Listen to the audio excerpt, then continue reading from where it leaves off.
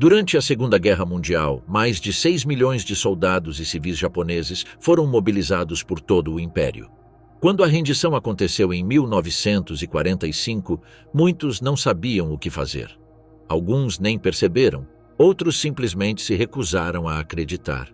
A rendição oficial não implicou uma cessação imediata das hostilidades. Unidades inteiras continuaram lutando por semanas, meses e até anos. Milhares foram capturados pela União Soviética e enviados para campos de trabalho forçado na Sibéria. Centenas resistiram em selvas remotas, convencidos de que a guerra ainda não havia acabado. E quando finalmente retornaram, seu país já não existia como se lembravam. Qual foi o destino dos soldados japoneses após o colapso do Império? Por que milhares continuaram lutando depois que a guerra acabou? Como os cativos sobreviveram na Sibéria e por que foram esquecidos por décadas? O último decreto, a rendição imperial e a queda do exército japonês. A tarde de 15 de agosto de 1945 marcou o momento mais devastador da história militar do Império Japonês. Através de ondas de rádio que se espalharam por todo o arquipélago, a voz do imperador Hirohito quebrou séculos de tradição ao se dirigir diretamente ao seu povo. A transmissão, conhecida como Gyokuon Ozo, anunciou o impensável: a rendição incondicional do Império do Sol Nascente. Poucos se lembram de que, mesmo antes da transmissão imperial de 15 de agosto, o exército japonês já havia começado a se fragmentar internamente. A rendição não foi uma decisão unificada, mas um processo repleto de ameaças, divergências e cálculos desesperados. Dentro do próprio gabinete, alguns ministros falavam discretamente de um possível suicídio coletivo do alto comando caso a capitulação fosse formalizada. Outros, mais radicais, propunham evacuar o imperador para as montanhas e estabelecer um governo no exílio. Durante os primeiros dias de agosto, havia um medo latente de que o Japão desmoronasse internamente antes de se render. Ao mesmo tempo, unidades inteiras do exército imperial se preparavam para continuar a guerra por conta própria. Documentos internos revelam que algumas divisões haviam estocado suprimentos suficientes para 6 meses e elaborado planos para continuar uma guerra de guerrilha armada a partir de áreas rurais, caso o governo concordasse em se render. Em Kyushu, alguns generais debateram a possibilidade de declarar autonomia militar para a região como forma de resistência contínua. Não se tratava de fantasias individuais, mas de planos operacionais discutidos com mapas, números e nomes. A situação era tão volátil que, nos dias que antecederam a rendição, o governo ordenou secretamente que a vigilância das unidades militares estacionadas perto de Tóquio fosse dobrada. Havia o temor de uma rebelião interna. Alguns documentos chegam a mencionar a possibilidade de o imperador ser sequestrado por oficiais ultranacionalistas para impedi-lo de anunciar a rendição. Não se tratava de paranoia, mas de precedentes reais. Em 1936, durante o incidente de 26 de fevereiro, facções dentro do exército já haviam tentado tomar o controle do governo central. A lembrança daquela insurreição estava presente em todas as reuniões. Essa atmosfera explosiva explica por que a transmissão imperial foi gravada secretamente, selada sob custódia pessoal e transportada clandestinamente para o local da transmissão. As autoridades sabiam que qualquer vazamento do conteúdo poderia desencadear tumultos preventivos. A paz, paradoxalmente, foi construída sob condições de máxima vigilância e risco. O Japão, que ouviu o imperador naquele meio-dia, não era uma nação derrotada em ordem, mas um país à beira da implosão. A mensagem imperial chegou após semanas de deliberações desesperadas. Os bombardeios atômicos de Hiroshima e Nagasaki demonstraram uma capacidade destrutiva além de qualquer cálculo militar anterior. A entrada repentina da União Soviética na guerra em 8 de agosto eliminou a última esperança de uma paz negociada. O Japão enfrentava a aniquilação total. No entanto, o conteúdo do discurso imperial causou confusão imediatamente.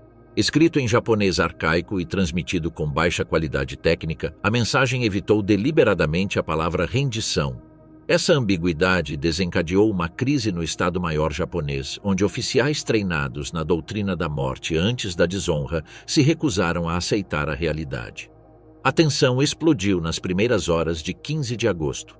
Um grupo de oficiais do exército, liderado pelo major Kenji Hatanaka, tentou impedir a disseminação da mensagem imperial. O incidente de Kyūshū representou o último espasmo do militarismo japonês. Conspiradores invadiram o Palácio Imperial em busca de gravações do discurso para destruí-las. Seu objetivo era manter viva a resistência armada. O golpe fracassou antes do amanhecer. Hatanaka e seus colaboradores optaram pelo suicídio ritual em vez de enfrentar a vergonha do fracasso. Com a tentativa de golpe neutralizada, o protocolo final de rendição foi ativado. Em 2 de setembro de 1945, o instrumento de rendição foi formalmente assinado a bordo do encouraçado americano USS Missouri, ancorado na Baía de Tóquio. Representantes japoneses, liderados pelo ministro das Relações Exteriores Mamoru Shigemitsu e pelo general Yoshijiro Umezu, assinaram a capitulação completa do Império. O general Douglas MacArthur, designado comandante supremo das potências aliadas, aceitou a rendição em nome dos vitoriosos. Este ato legal desencadeou uma transformação sem precedentes. MacArthur assumiu poderes absolutos sobre o Japão, iniciando uma ocupação militar que se estenderia até 1952.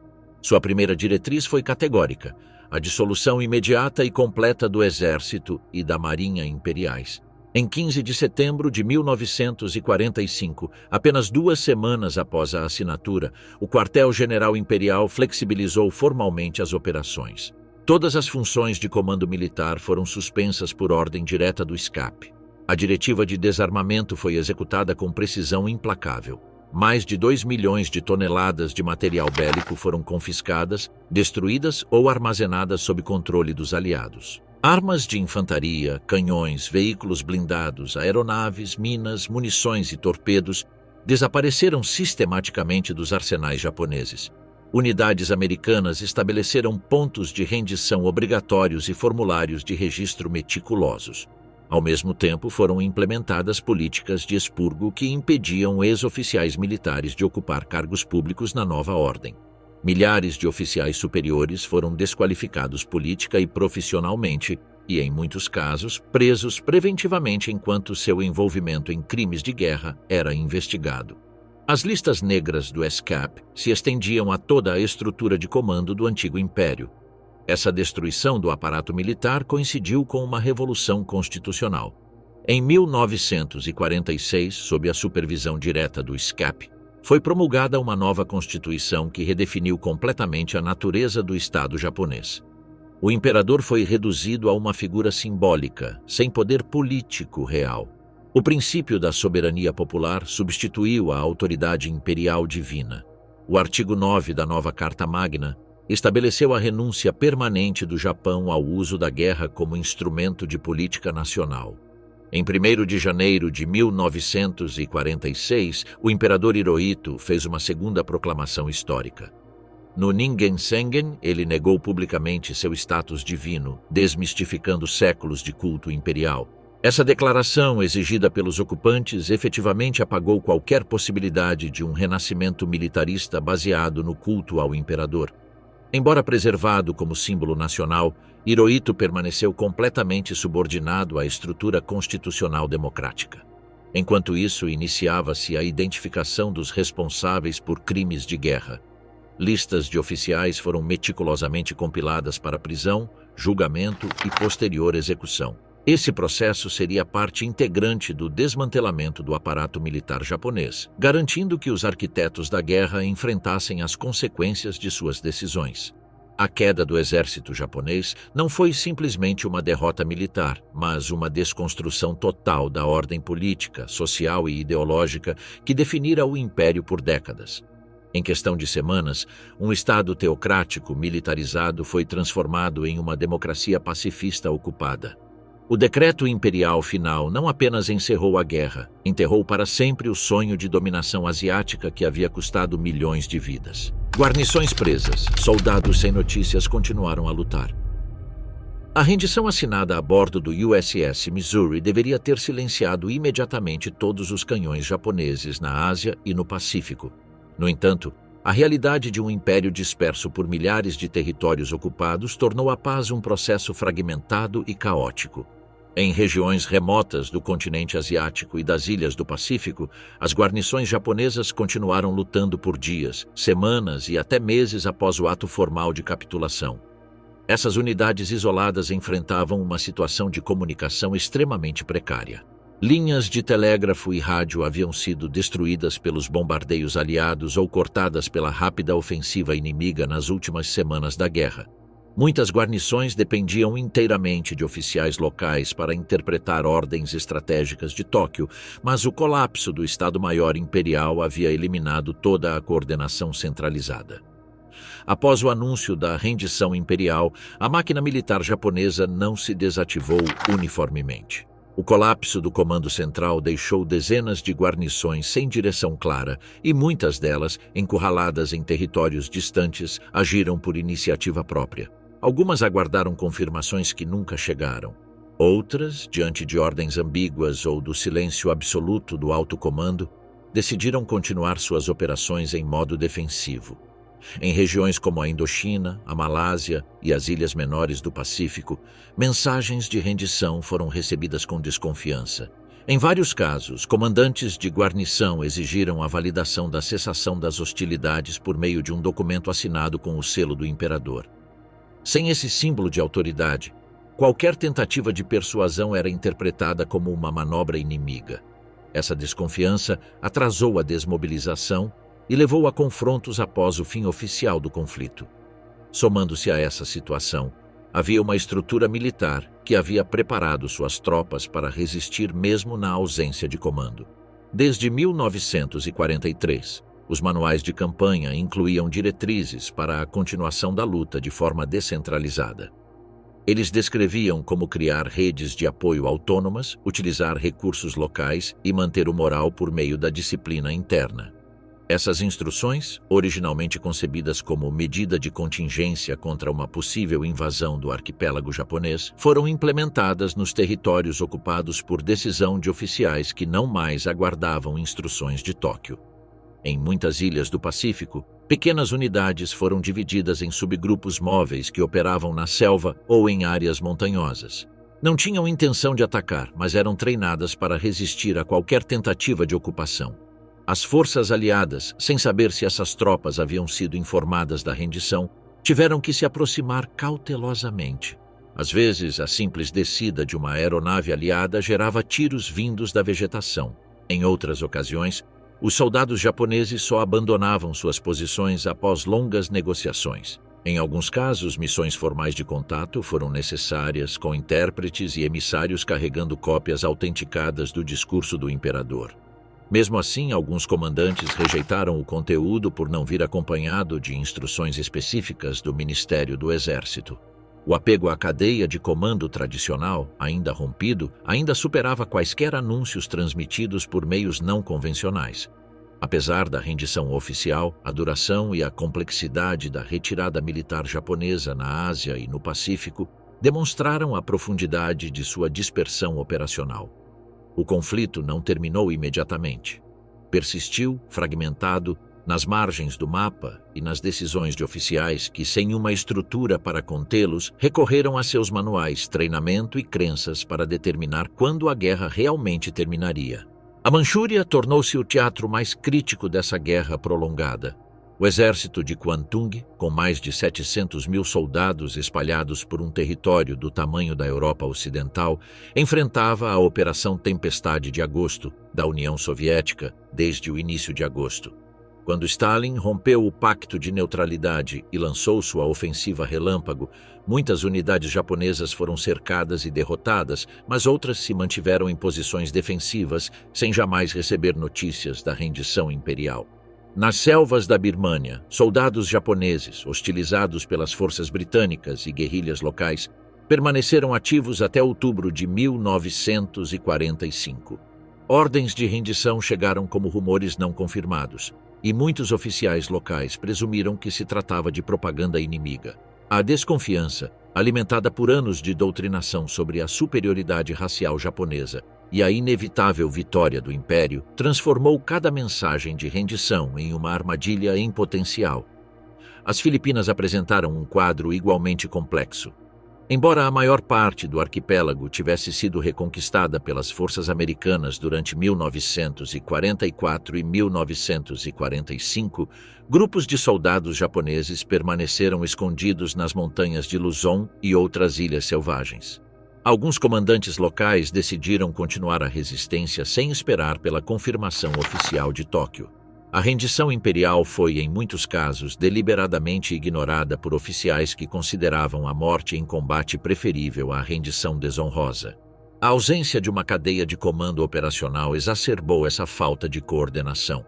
Com a dissolução do Estado-Maior Imperial, muitas unidades ficaram sem autoridade superior.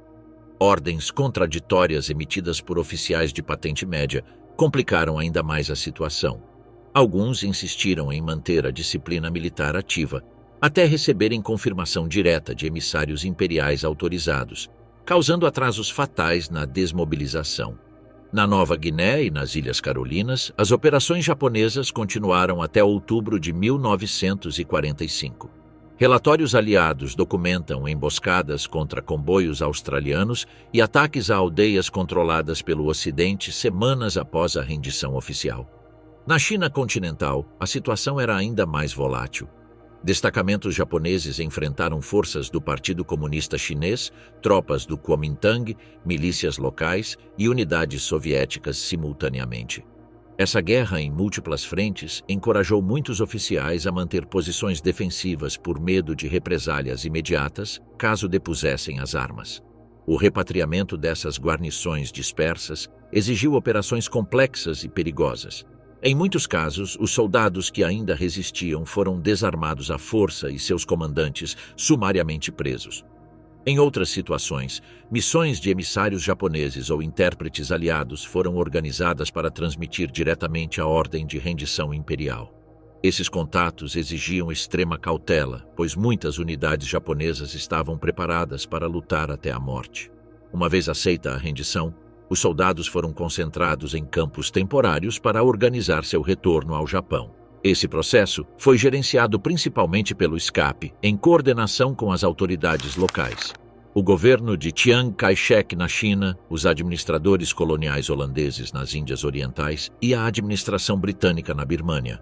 Os acordos incluíam garantias de tratamento humano para os prisioneiros, embora na prática houvesse inúmeros casos de maus-tratos, linchamentos e execuções extrajudiciais por guerrilheiros anti-japoneses em busca de vingança.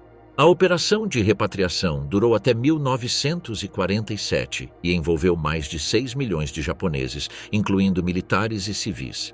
Mais de 1.000 navios, centenas de trens e dezenas de portos especialmente equipados foram utilizados para essa gigantesca tarefa logística.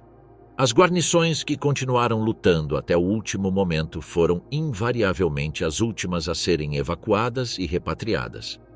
Em alguns territórios, a situação foi complicada pela resistência das populações locais que sofreram sob a ocupação japonesa. Na Indonésia, Filipinas e Birmânia, muitos soldados japoneses enfrentaram ataques de vingança de civis que os consideravam criminosos de guerra. Isso forçou as forças aliadas a estabelecer perímetros de segurança em torno dos campos de prisioneiros de guerra para evitar massacres. A falta de coordenação, o isolamento geográfico e o legado de uma ideologia militar extremista transformaram o pós-guerra japonês em um processo de rendição gradual. Em muitos cantos remotos da Ásia, a Segunda Guerra Mundial terminou não com a assinatura formal do acordo, mas semanas ou meses depois, quando a ordem final de cessar-fogo conseguiu romper as barreiras da distância, da desconfiança e do desespero dos soldados que haviam jurado morrer em vez de se render. Prisioneiros de inverno, o envio em massa para campos soviéticos. O envolvimento da União Soviética na guerra contra o Japão se materializou com a Operação Tempestade de Agosto, uma ofensiva relâmpago que derrubou as defesas do prestigioso exército de Kwantung em menos de 2 semanas. Essa campanha devastadora capturou mais de 600 mil soldados japoneses que enfrentariam um destino brutal no vasto território soviético. A captura em massa foi apenas o prelúdio da deportação sistemática para campos de trabalho forçado espalhados pela Sibéria, Cazaquistão, Uzbequistão, Mongólia e outras regiões remotas da URSS. Os soldados presos, sem equipamentos para climas extremos, eram amontoados em vagões de carga sem aquecimento durante viagens que duravam semanas. Muitos morriam antes de chegar ao destino, vítimas de frio, sede e desnutrição durante essas transferências infernais. Uma vez nos campos, eles enfrentaram um regime de sobrevivência implacável, onde as temperaturas no inverno costumavam cair abaixo de 30 graus Celsius negativos. Os prisioneiros japoneses, originários de um clima temperado, eram completamente inaptos para essas condições. Eles eram forçados a realizar trabalhos forçados em minas de carvão, construção de ferrovias, desmatamento, escavação e construção de infraestrutura em regiões onde a sobrevivência dependia de cada decisão diária. Os campos mais mortíferos localizavam-se em Khabarovsk, Magadan, Novosibirsk e Krasnoyarsk.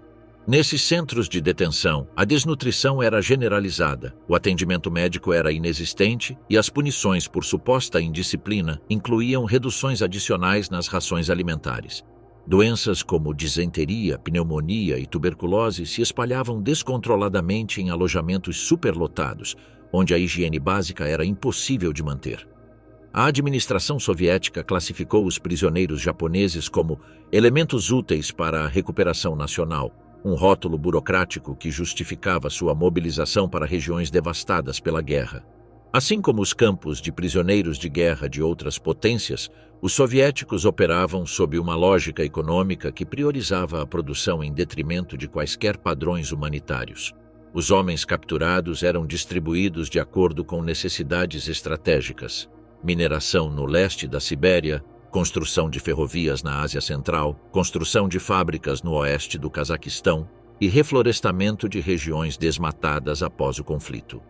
Essa dispersão não era aleatória. Cada campo recebia diretrizes sobre metas mensais de produção, e o cumprimento dessas cotas estava diretamente ligado a rações alimentares, períodos de descanso permitidos e acesso a tratamento médico básico.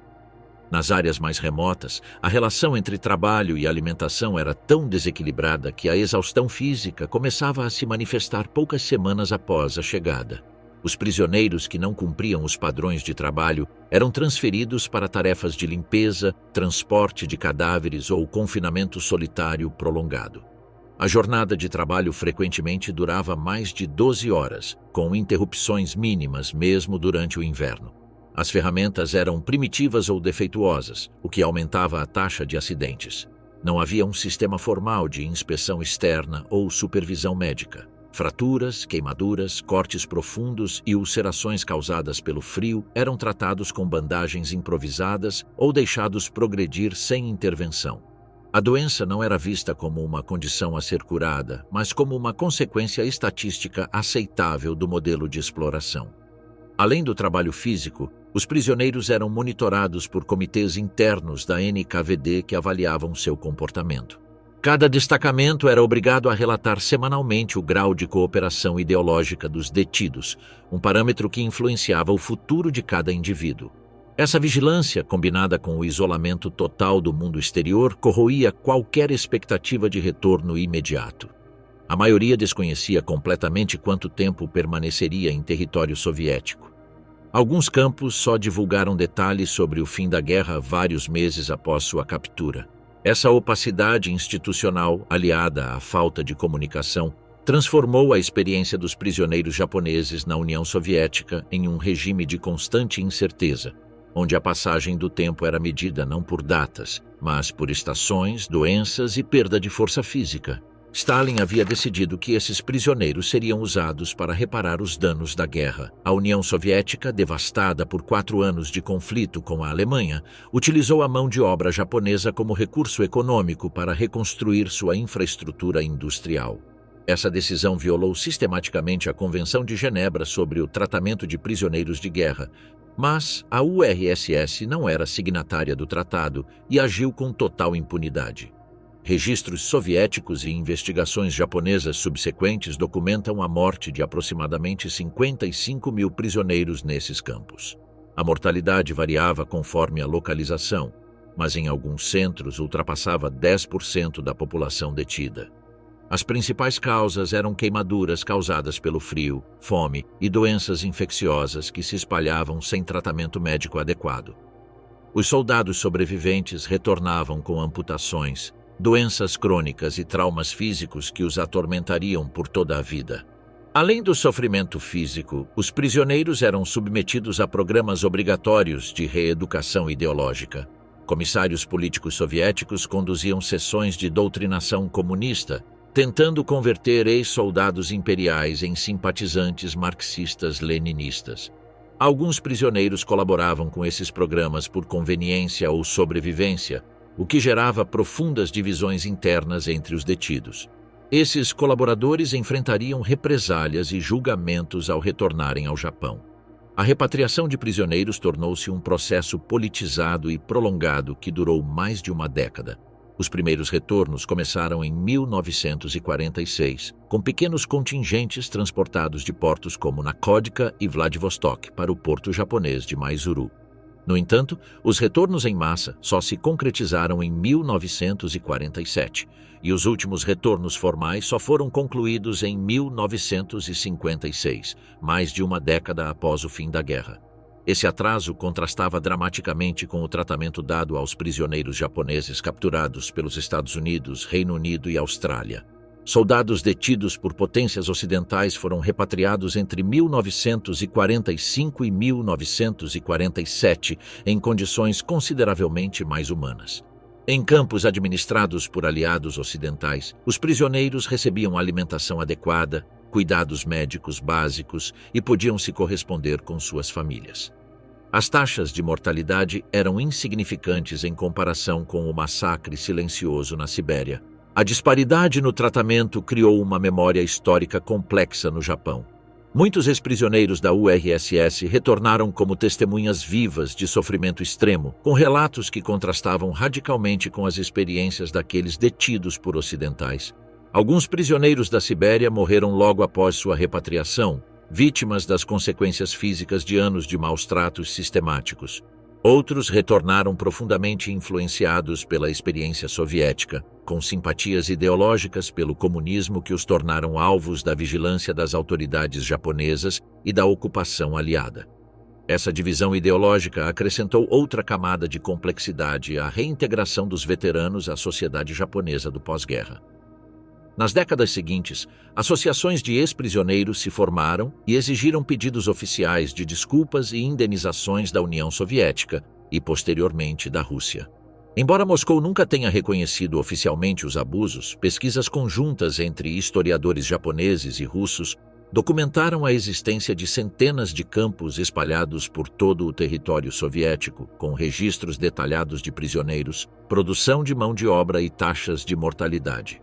O cativeiro de mais de 600 mil soldados japoneses em território soviético representa uma das deportações em massa mais longas do século XX. Simboliza como a guerra se estendeu muito além da rendição formal, transformando ex-combatentes em vítimas de um sistema que os utilizava como recursos descartáveis para a reconstrução de uma potência que havia sofrido devastação em seu próprio território. Para esses homens, a guerra não terminou em 1945, mas anos ou décadas depois, quando finalmente retornaram a um Japão que havia mudado completamente durante sua ausência forçada. Guerreiros que não se renderam, os retardatários do Império Japonês. Nas selvas remotas do Sudeste Asiático e nas ilhas dispersas do Pacífico, dezenas de soldados japoneses continuaram uma guerra que havia oficialmente terminado. Esses homens, mais tarde conhecidos como retardatários japoneses, mantiveram operações militares ativas por anos e até décadas, obedecendo a ordens emitidas antes do fim do conflito e guiados por princípios ideológicos que tornavam a rendição impensável. Os retardatários não eram desertores ou criminosos fugitivos, mas soldados regulares operando sob ordens específicas do exército imperial. Seu comportamento era resultado de uma combinação letal de extremo isolamento geográfico, uma estrutura de comando local autônoma e a influência doutrinária do Bushido adaptada à guerra moderna. Para esses combatentes, a rendição não era simplesmente uma opção tática repreensível, mas uma violação fundamental de seus juramentos de lealdade ao imperador.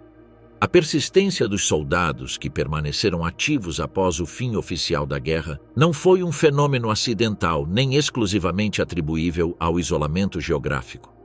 Desde meados de 1944, o Exército Imperial distribuía manuais específicos para unidades em risco de isolamento ou cerco. Esses documentos, impressos em quantidades limitadas e entregues aos oficiais de campo, delineavam claramente os protocolos para a resistência autônoma. Eles eram instruídos a permanecer escondidos, aproveitar os recursos naturais circundantes e evitar qualquer rendição, mesmo que não pudessem contatar o comando central. Em alguns casos, essas diretrizes incluíam instruções sobre como estabelecer abrigos subterrâneos, preservar munição e manter práticas básicas de saneamento e defesa. Também ensinavam como destruir documentos confidenciais, como improvisar armadilhas defensivas com materiais naturais e como determinar a confiabilidade de mensagens externas usando códigos numéricos internos. Tudo isso fazia parte de uma estratégia defensiva mais ampla, que previa uma invasão direta do arquipélago japonês e a necessidade de resistência prolongada. A doutrina subjacente a essas ordens baseava-se em uma interpretação extrema do Código Bushido, adaptado à guerra moderna pelas academias militares imperiais. Essa visão não apenas promovia a bravura pessoal em combate, mas também a negação total da possibilidade de rendição. A morte em serviço era considerada preferível a qualquer forma de captura, e essa instrução era repetida em treinamentos, manuais, juramentos de alistamento e discursos oficiais. Nos meses finais da guerra, essa mentalidade foi reforçada pela propaganda estatal, que glorificava os pilotos kamikazes e os defensores de Iwo Jima e Okinawa como modelos de conduta estável. Dentro desse arcabouço ideológico, os soldados isolados que persistiram por anos agiram de acordo com as expectativas incutidas neles desde o treinamento inicial. Não improvisaram sua resistência. Seguiram as diretrizes estabelecidas para cenários de isolamento. Muitas vezes não estavam sozinhos. Durante os primeiros anos após o fim da guerra, pequenos grupos armados continuaram a operar com hierarquia militar, listas de guardas, patrulhas noturnas e distribuição rotativa de suprimentos coletados ou roubados. Sua estrutura refletia a organização que haviam aprendido, mesmo em condições extremas. A incapacidade de aceitar a derrota também era alimentada por outro fator: a total falta de confiança em fontes externas de informação. Para esses soldados, qualquer mensagem que não viesse diretamente de uma cadeia de comando reconhecida era considerada falsificação. Isso explicava por que panfletos, transmissões de rádio ou mesmo mensagens gravadas do imperador eram sistematicamente ignorados. Em muitos casos, apenas uma ordem pessoal assinada por um superior direto era aceita como prova legítima da cessação das hostilidades. Longe de serem episódios de loucura individual, esses casos representaram a expressão mais consistente de uma doutrina de Estado projetada para sustentar a guerra além da derrota. Sua existência prolongada foi resultado de planejamento antecipado, disciplina adquirida e uma convicção nutrida pelas instituições formais do Estado japonês. O caso mais extraordinário foi o do tenente Hiroo Onoda, oficial de inteligência designado para a ilha de Lubang, nas Filipinas, em 1944. Sua missão original era realizar operações de sabotagem e resistência contra as forças aliadas que avançavam pelo arquipélago filipino. Quando chegaram as notícias confusas da rendição, Onoda e outros 3 soldados refugiaram-se na densa floresta tropical, convencidos de que a guerra continuava e que seu dever era manter ativa a resistência anti-ocidental. Onoda recebeu e rejeitou sistematicamente todas as tentativas de comunicação nas décadas seguintes. Panfletos lançados de aviões, cartas de parentes e até mesmo emissários foram descartados como forjas inimigas projetadas para atraí-los para fora de seu refúgio. Sua lealdade às ordens originais, que proibiam expressamente a rendição ou o suicídio sem luta, foi absolutamente inabalável por quase 3 décadas. Durante sua guerra pessoal, Onoda realizou operações de sabotagem contra a população local de Lubang, considerando os habitantes civis como colaboradores do inimigo. Ele queimou reservas de arroz, roubou suprimentos e se envolveu em escaramuças esporádicas com moradores armados ou com a polícia local. Cada ação foi realizada em nome do imperador japonês, seguindo uma lógica militar que havia sido congelada em 1944. Ao longo dos anos, outros membros de seu grupo morreram nesses pequenos confrontos, até que Onoda permaneceu como o único sobrevivente de uma guerra que o mundo havia esquecido. Em 1974, ele foi descoberto pelo explorador japonês Norio Suzuki, que havia viajado especificamente para as Filipinas em busca do lendário retardatário. No entanto, mesmo após esse encontro, Onoda se recusou a aceitar que a guerra havia acabado. Sua única condição para deixar a selva foi receber uma ordem direta de seu antigo superior. As autoridades japonesas localizaram o Major Yoshimi Taniguchi, então livreiro civil, e o transferiram para Lubang. Em 9 de março de 1974, Taniguchi dispensou formalmente Onoda de suas funções militares. Só então, após 10.416 dias de combate pessoal, o tenente emergiu da selva carregando um fuzil Arizaka em perfeito estado de funcionamento, bastante munição, uma adaga tradicional e o uniforme do Exército Imperial que ele havia preservado por 29 anos. Outro caso emblemático foi o do cabo Shoichi Yokoi, descoberto em 1972 na ilha de Guam. Yokoi permaneceu escondido desde a reconquista americana da ilha em 1944, primeiro com outros soldados e depois em completa solidão. Ao contrário de Onoda, Yokoi não participou de ações militares ativas, mas também não se rendeu por medo de desonra. Ele vivia em um sistema de túneis subterrâneos que ele mesmo havia cavado, movendo-se apenas à noite em busca de comida. Quando foi capturado acidentalmente por pescadores locais, Yokoi declarou que sabia que a guerra havia acabado desde 1952, mas que estava com medo de deixar seu abrigo. Sua explicação foi direta e reveladora. Os soldados japoneses haviam aprendido que a morte era preferível à vergonha de serem capturados vivos. Ao retornar ao Japão, suas primeiras palavras à imprensa foram uma expressão sombria desse condicionamento. "É com grande vergonha que retorno." O terceiro caso documentado foi o de Teruo Nakamura, localizado em 1974 na ilha Morotai, na Indonésia. Nakamura, originário de Taiwan quando a ilha era colônia japonesa, viveu na selva por 29 anos. Seu acampamento foi descoberto por acaso, a partir do ar, e sua captura revelou o extremo grau de deterioração que o isolamento prolongado pode atingir.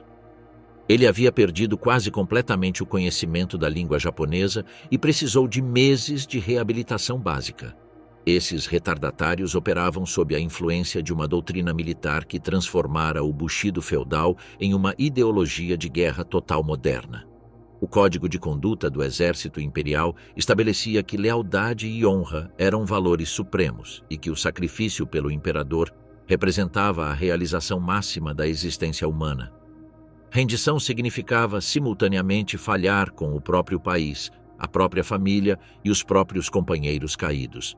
Um destino considerado literalmente pior que a morte. A tradição militar japonesa também incluía ordens específicas proibindo a rendição em quaisquer circunstâncias. Muitos soldados carregavam cópias de manuais de conduta detalhando regras de resistência, sabotagem e ocultação em situações de ocupação inimiga. A recusa à rendição não era uma decisão improvisada, mas uma extensão lógica do treinamento militar recebido. A redescoberta desses caças nas décadas seguintes causou comoção internacional. As operações de recuperação exigiam extrema cautela, pois os retardatários estavam armados, treinados e psicologicamente preparados para lutar até a morte. Em muitos casos, equipes especializadas com conhecimento específico do protocolo e da hierarquia do Exército Imperial tiveram que ser mobilizadas para evitar confrontos fatais. Após a recuperação, nenhum desses soldados foi julgado ou punido, pois se reconheceu que agiam sob ordens militares em vigor à época do isolamento. Foram repatriados, receberam atendimento médico e psicológico e, em alguns casos, foram recebidos com honras, embora sua recepção social tenha sido complexa. Para alguns, representavam heroísmo e convicção inabalável. Para outros, eram vestígios anacrônicos de um passado militarista que o Japão havia superado. No total, foram documentados mais de 100 casos de soldados japoneses localizados anos após a rendição, embora apenas uma dúzia tenha alcançado notoriedade devido à extrema duração de seu isolamento. A maioria foi encontrada nas Filipinas, Guam, Indonésia, Tailândia e Ilhas Carolinas, territórios onde a geografia da selva permitiu uma sobrevivência prolongada. A cronologia oficial da repatriação de retardatários foi encerrada com a descoberta de Teru Nakamura em 1974. A partir daquele ano, o governo japonês declarou formalmente encerrados os arquivos militares relacionados a soldados não rendidos, presumindo que quaisquer outros combatentes desaparecidos tivessem morrido de causas naturais. Os retardatários do Império Japonês representavam o extremo absoluto de uma mentalidade de guerra total, onde a rendição não era considerada uma opção tática válida. Sua guerra prolongada não era produto de loucura ou fanatismo irracional, mas o resultado lógico de um sistema de treinamento, doutrinação e ordens que definia a lealdade como um valor absoluto, independente de circunstâncias estratégicas ou da passagem do tempo. O julgamento dos generais, o Tribunal Militar Internacional de Tóquio. As potências vitoriosas enfrentaram um dilema fundamental após a ocupação: como julgar os responsáveis por uma guerra que devastou a Ásia e o Pacífico por quase 4 anos. A resposta foi a criação do Tribunal Militar Internacional para o Extremo Oriente, um procedimento judicial sem precedentes que visava levar os arquitetos do militarismo japonês à justiça. O tribunal foi formalmente estabelecido em 3 de maio de 1946, sob a autoridade direta do general MacArthur. Seu modelo jurídico foi inspirado nos julgamentos de Nuremberg, mas adaptado às circunstâncias específicas do teatro de guerra asiático. A sede judicial foi estabelecida em Tóquio e o tribunal era composto por juízes de 11 países aliados: Austrália, Canadá, China, França, Índia, Holanda, Nova Zelândia, Filipinas, Reino Unido, União Soviética e Estados Unidos.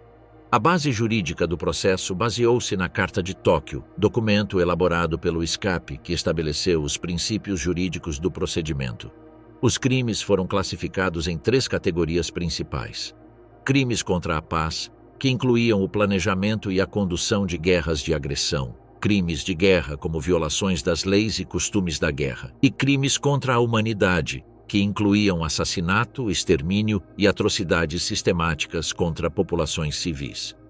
28 líderes políticos e militares japoneses foram a julgamento no que se tornou o julgamento mais extenso do século XX. Entre os réus estavam Hideki Tojo, ex-primeiro-ministro e arquiteto-chefe da expansão militar japonesa, além de ex-ministros da guerra, comandantes de teatro de operações e altos burocratas que comandaram a máquina de guerra do Império. O processo judicial durou mais de 2 anos e meio. Entre 1946 e 1948 foram realizadas mais de 400 sessões públicas, com 4.336 documentos apresentados como prova e mais de 400 testemunhas depondo. O tribunal documentou meticulosamente os crimes cometidos em todo o território ocupado pelos japoneses, desde o massacre de Nanquim até os experimentos médicos conduzidos pela Unidade 731 em prisioneiros de guerra. Uma das controvérsias mais significativas do julgamento foi a exclusão do imperador Hirohito do banco dos réus. Embora fosse o comandante supremo formal das Forças Armadas e tivesse assinado pessoalmente os decretos de guerra, Hirohito foi exonerado por uma decisão política direta de MacArthur. Essa imunidade imperial tinha objetivos pragmáticos: garantir a estabilidade durante a ocupação, impedir revoltas nacionalistas e facilitar a transição para uma nova Constituição democrática. O tribunal também investigou a responsabilidade dos comandantes superiores em relação às guarnições que continuaram lutando após a rendição oficial. Durante as audiências, foram apresentadas evidências de que muitos oficiais em Tóquio não implementaram medidas adequadas para garantir que as ordens de rendição chegassem a todas as unidades dispersas. Essa negligência deliberada contribuiu para um prolongamento desnecessário das hostilidades e para o aumento das baixas de ambos os lados. Foi demonstrado que certas ordens ambíguas ou uma falta deliberada de comunicação contribuíram para prolongar os combates localizados. Essas ações foram consideradas parte de uma falha sistemática de responsabilidade de comando e foram incluídas nas deliberações sobre crimes de guerra. O tribunal estabeleceu que a responsabilidade criminal se estendia não apenas àqueles que ordenaram atrocidades, mas também àqueles que falharam em prevenir ou interromper ações ilegais sob sua autoridade. O veredito do tribunal foi emitido em 12 de novembro de 1948, após exaustivas deliberações. Dos 28 réus, 7 foram condenados à morte por enforcamento, incluindo Tojo e outros líderes considerados os principais responsáveis pela guerra de agressão. 16 receberam penas de prisão perpétua, enquanto 5 foram condenados a penas que variaram de 7 a 20 anos de prisão. As execuções ocorreram em 23 de dezembro de 1948, na prisão de Sugamo, em Tóquio. Entre os executados estavam figuras como o general Seishiro Itagaki, ligado a atrocidades na China, e o general Kenji Doihara, responsável pelas políticas brutais de ocupação na Manchúria. As execuções foram realizadas seguindo protocolos militares ocidentais, negando aos condenados o direito tradicional japonês ao seppuku, ou execução militar. Em nível documental, o tribunal produziu mais de 48 mil páginas de autos, incluindo atas completas, decisões, transcrições de interrogatórios e sentenças detalhadas. Esses documentos, preservados em arquivos militares e judiciais no Japão, nos Estados Unidos e nas Nações Unidas, constituem a fonte mais abrangente sobre a responsabilidade criminal da liderança japonesa durante a guerra. Uma das contribuições mais significativas do tribunal foi o estabelecimento de precedentes jurídicos fundamentais para o desenvolvimento da justiça penal internacional. Consolidou a noção de responsabilidade individual por crimes de agressão e crimes contra a humanidade, estendendo a responsabilidade de comando aos mais altos escalões do aparato militar e civil. Esses princípios lançaram as bases conceituais para tribunais subsequentes e, eventualmente, para o Tribunal Penal Internacional, estabelecido em 1998. No entanto, o tribunal também enfrentou críticas substanciais que persistem até hoje. Foi caracterizado por alguns como uma justiça do vencedor, marcada pela exclusão deliberada de crimes dos aliados, como os bombardeios atômicos, e pela ausência de julgamento de figuras ocidentais. Essa seletividade judicial levantou questões sobre a imparcialidade dos procedimentos. A percepção pública do tribunal no Japão era complexa e polarizada. Para alguns, representava um passo necessário para o reconhecimento de responsabilidades históricas e a construção de uma nova ordem internacional baseada no direito. Para outros, constituía uma humilhação nacional e uma imposição externa que ignorava as circunstâncias específicas do conflito asiático. Nas décadas seguintes, muitos condenados cumpriram parte de suas penas e foram libertados durante a década de 1950, como parte da normalização das relações diplomáticas entre o Japão e os Estados Unidos. Alguns foram parcialmente reintegrados à vida pública, o que gerou ainda mais controvérsia interna. Os executados, por outro lado, foram homenageados no Santuário Yasukuni, criando uma fonte permanente de tensões diplomáticas com a China e a Coreia do Sul. O legado do Tribunal de Tóquio vai além de seu impacto imediato no Japão. Estabeleceu que guerras de agressão constituem crimes individuais puníveis, independentemente de ordens superiores ou políticas estatais. Definiu padrões de responsabilidade de comando que se aplicariam em conflitos subsequentes e desenvolveu procedimentos judiciais que influenciaram a evolução do direito internacional humanitário. Em termos da história militar japonesa, o tribunal marcou o fim definitivo da impunidade para líderes responsáveis pelo planejamento e condução de guerras de conquista.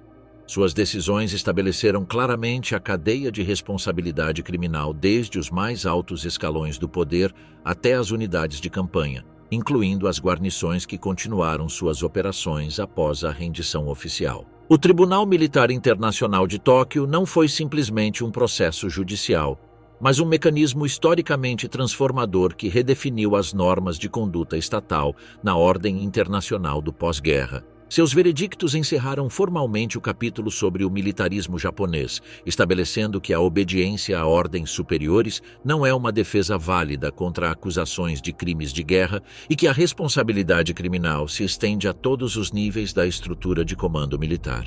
Retorno a um Japão desconhecido, soldados repatriados em seu país devastado.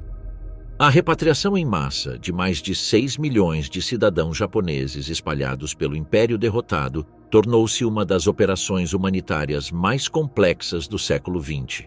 Entre eles, aproximadamente 3,5 milhões eram soldados do Exército e da Marinha Imperiais, espalhados por um território que se estendia das planícies geladas da Manchúria às ilhas tropicais do Pacífico Sul. Essa monumental operação logística foi coordenada principalmente pelo Comando Supremo das Potências Aliadas. Os pontos de parada incluíam China continental, Coreia, Taiwan, Filipinas, Birmânia, Indonésia e mais de 2.000 ilhas do Pacífico onde guarnições japonesas haviam operado. Os portos de entrada do Japão foram transformados em enormes polos logísticos. Maizuru, Sasebo, Hakata, Uraga, Kagoshima e Yokohama tornaram-se as portas de entrada para uma pátria irreconhecível. Os navios que transportavam os retornados eram principalmente embarcações militares convertidas, projetadas para transportar carga em vez de passageiros.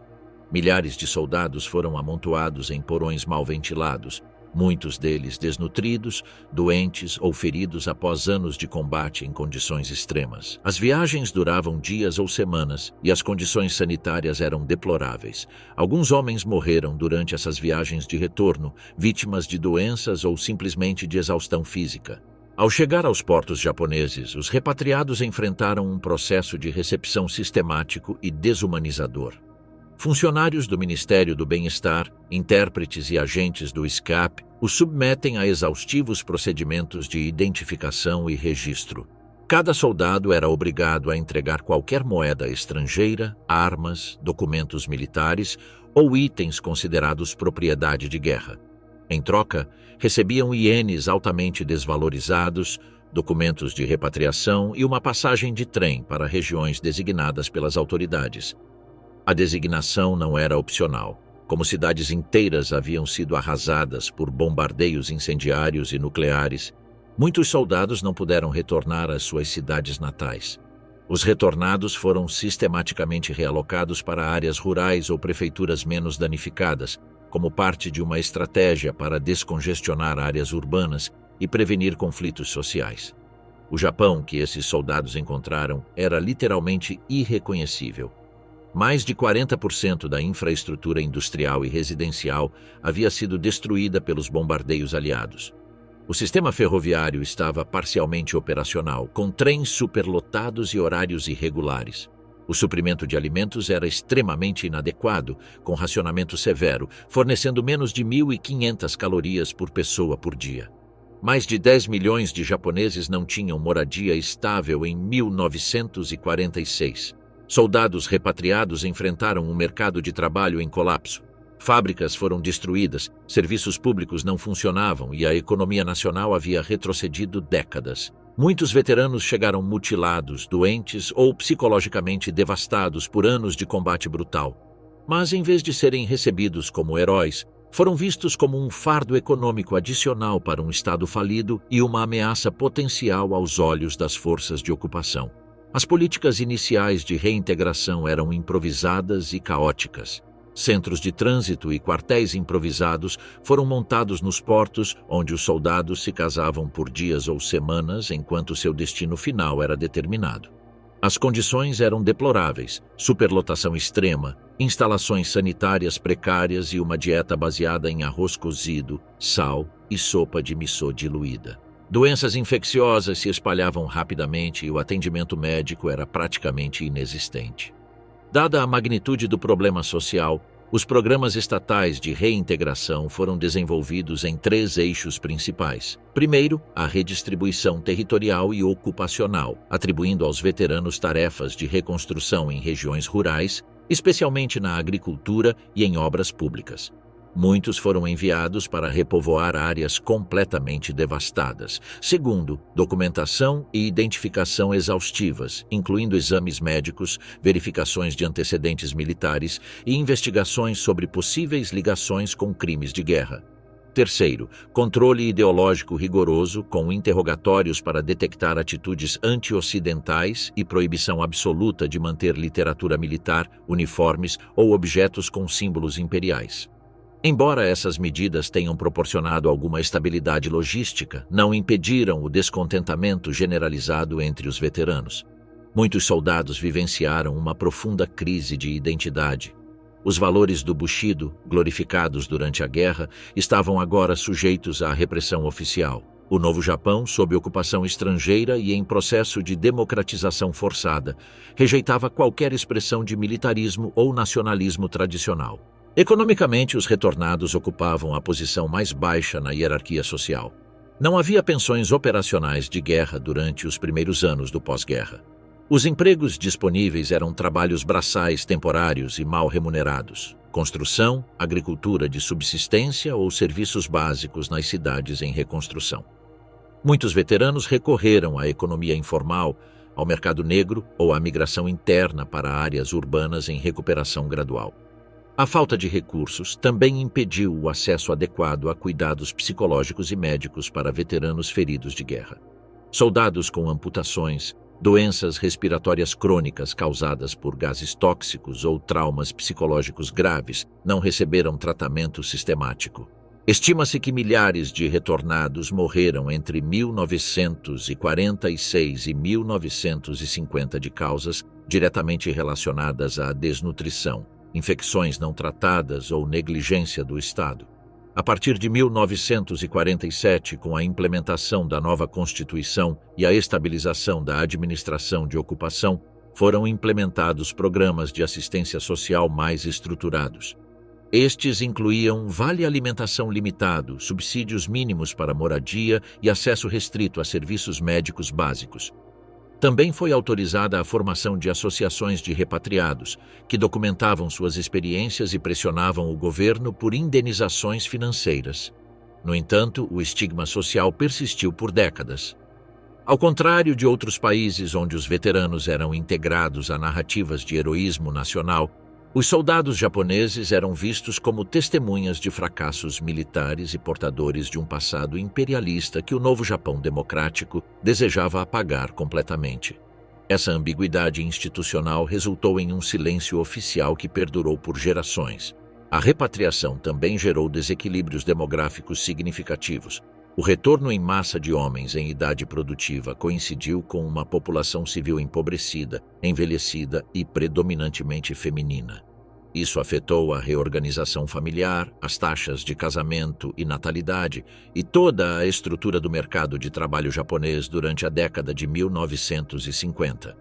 Psicologicamente, muitos retornados vivenciaram uma forma de exílio interno. Eles lutaram por um império que não existia mais, defenderam valores que agora eram ilegais e serviram a um imperador que havia renunciado publicamente à sua divindade. O contraste entre a glória militar prometida e a realidade da derrota total criou traumas duradouros que afetaram não apenas os veteranos, mas também suas famílias e comunidades. O retorno dos soldados japoneses à sua terra natal devastada não foi uma transição heróica, mas um doloroso processo de desmobilização física, emocional e ideológica. Para a maioria, a guerra não terminou com a rendição, mas com o choque brutal de confrontar uma nação irreconhecível, governada por ocupantes estrangeiros e regida por valores que invalidavam tudo o que defendiam. Sua reintegração representou um dos desafios sociais mais complexos do Japão do pós-guerra, e suas consequências moldaram a sociedade japonesa nas décadas seguintes.